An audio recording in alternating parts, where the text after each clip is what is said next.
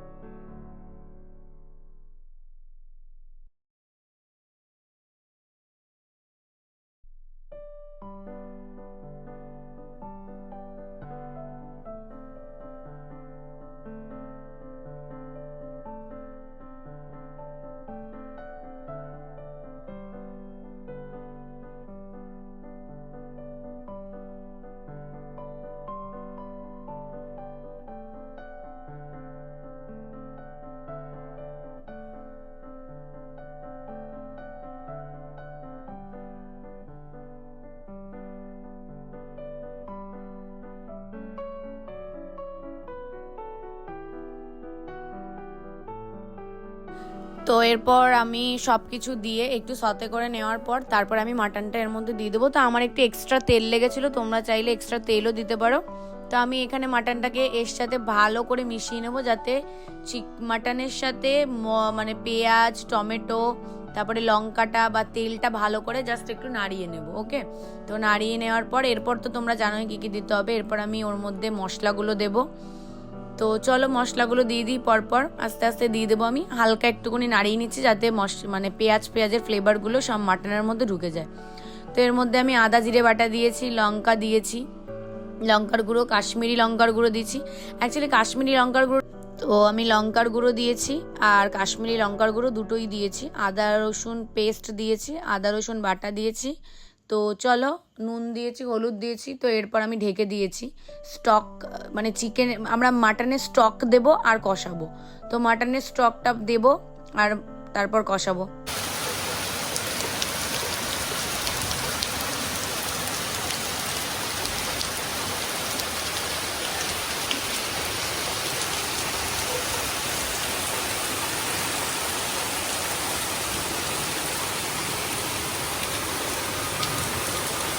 তো তোমাদেরকে তো আগেই বললাম যে বৃষ্টি প্রচণ্ড পরিমাণে হচ্ছে, তো আমি তাই বাইরে তোমাদেরকে বৃষ্টিটা দেখানোর জন্য একটু নিয়ে গেছিলাম যে কীরকমভাবে বৃষ্টি হচ্ছে আমাদের এখানে। তো এর মধ্যে আমি কাশ্মীরি লঙ্কার গুঁড়ো, সবাই প্রশ্ন করতে পারো যে কাশ্মীরি লঙ্কার গুঁড়ো দিয়েছো, তার উপর আবার লঙ্কার গুঁড়ো কেন দিয়েছো? কারণ লঙ্কার গুঁড়োটা কালারের সাথে সাথে ঝালও হয়। কাশ্মীরি লঙ্কার গুঁড়োটা তো আমরা জাস্ট লালের জন্য দিই, যাতে দেখতে একটু ঝোলটা একটু লাল লাল হয়। তো এখানে দেখো আমি পুরো চিকেনের স্টক দিচ্ছি একটু একটু করে, মাটনের স্টক দিচ্ছি একটু একটু করে, আর মাটনটাকে কষাচ্ছি। তো এইভাবেই কষালে মাটনের ফ্লেভারটা আসবে।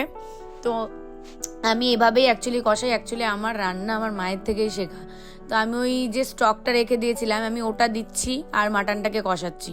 তো ভালো করে কষানো হয়ে গেলে দেখবে, তোমরা নিজেরাই দেখবে কাঁচা গন্ধ হচ্ছে না। প্রথমে তোমরা হাই ফ্লেমে দিয়ে করবে, তারপরে লো ফ্লেমে দিয়ে তারপরে তোমরা মাটনটাকে কষাবে। যত কষাবে মাটনের ফ্লেভার তত আসবে।